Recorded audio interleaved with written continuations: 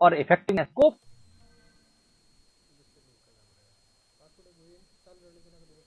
प्रभावित करती है या कम कर देती है। वो कौन कौन से ड्रग है वो देखते हैं। पहले मैं हेडिंग लिख देता हूं, ओसीपी डिक्रीज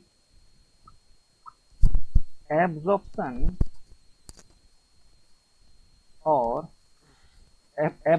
और इफेक्टिवनेस ऑफ सम ड्रग।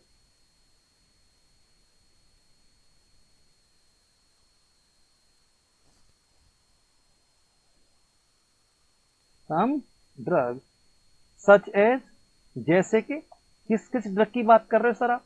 तो बेटा उन ड्रग में सबसे पहले बात करते हैं anti conversion drug, aspirin drug, oral hypoglycaemic drug. तो मैं लिख देता हूं एंटी कन्वर्सिव ड्रग, एस्पिरिन, समझ में आ रहा बेटा, oral hypoglycaemic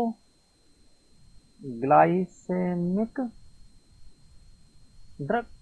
oral hypoglycaemic drug भी क्या करते बेटा, इनकी इफेक्टिवनेस को कम कर देता है। क्या? ओसीपी।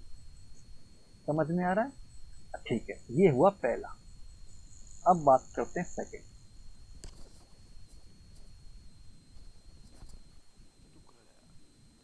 बेटा कभी भी हेपेटोटॉक्सिक ड्रग के साथ आप ओसीपी मत ले, एडवर्स इफेक्ट हो जाएगा। क्लियर है? तो आपने कहा OCP should avoid with hepatotoxic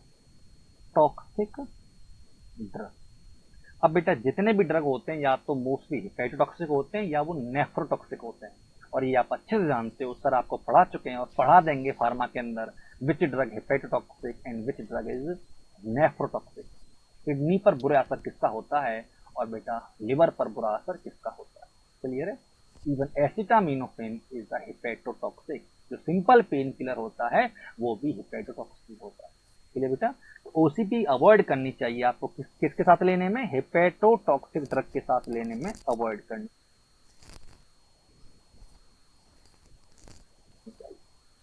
इससे इंटरेक्शन हो सकता है। OCP increase the toxicity of TCA, try cyclic anti depressant. ये भी अपना OCP increase toxicity of try cyclic anti depressant drug. Clear है? गुड। ब्रॉड स्पेक्ट्रम एंटीबायोटिक में decrease the absorption and effectiveness of OCP. तो कभी OCP ले रहे हो तो बेटा ब्रॉड स्पेक्ट्रम एंटीबायोटिक मत लेना, नहीं तो ओसीपी की इफेक्टिवनेस कम हो जाएगी और फिर आप क्या हो जाओगे, प्रेग्नेंट। चांस है। समझ में आ रहा है? तो आपने कहा ठीक है, broad spectrum antibiotic reduce effectiveness of OCP. आपने कहा ऐसी कौन कौन सी हैं सर जो इफेक्टिवनेस को कम कर देती हैं? एग्जाम्पल बताइए। एम्पिसिलिन है, अमोक्सिलिन है, डॉक्सीसाइक्लिन है, टेट्रासाइक्लिन है। तो बेटा मैं कुछ एग्जाम्पल लिख देता था। Tetracycline, amoxicillin. समझ में आ रहा है बेटा? बहुत सारे हैं, आप जानते हो अच्छे से, सर आपको पढ़ा भी देंगे। ये ड्रग के बारे में बेटा मैं डिटेल में नहीं जा रहा हूं, मैं ये बता रहा हूं मैं कौन सा ड्रग अवॉइड करूंगा। आई होप समझ में आ रहा है आपको। एंजाइम इंक्लूडिंग ड्रग ऑल्सो में decrease the absorption and effectiveness of the OCP. जो एंजाइम इंड्यूसिंग ड्रग होते हैं, जो एंजाइम को इंड्यूस करते हैं, जैसे कि बारबिट्यूरेट है, नेविरापिन है, ऐसे ड्रग बेटा ओसीपी की इफेक्टिवनेस को कम कर देते हैं। याद रखना। तो आपने कहा ये भी लिख लीजिए। नेक्स्ट नंबर 5 बेटा, 5वें नंबर पे क्या, enzyme inducing drug, enzyme inducing drug, enzyme inducing drug may decrease the absorption of and effectiveness of the which one, OCP. Enzyme inducing drug also decrease effectiveness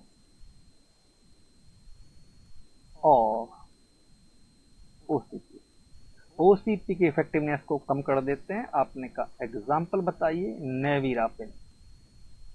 नेविरापिन आप जानते हो ART में काम आती है, एंटी रिट्रोवायरल थेरेपी में, और ये कौन सी कैटेगरी होती है? NNRTI कैटेगरी होती है, non nucleoside reverse transcriptase inhibitor. ठीक है बेटा, ये इस कैटेगरी की होती है। ये आपको याद हो जाए अच्छी बात है, ना याद हो पैनिक मत होना।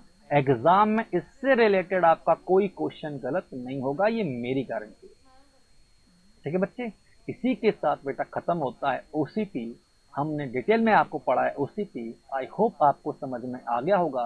एक बार दोबारा ये वीडियो देखना, एक बार में समझ में नहीं आएगा, जितनी बार आप इसको देखोगे उतनी बार आपको बेटर लगेगा। इसी के साथ समाप्त करते हैं बेटा ओसीपी का video. Thanks, thanks for watching. ठीक है। ओके क्लास, आज जल्दी खत्म कर दी।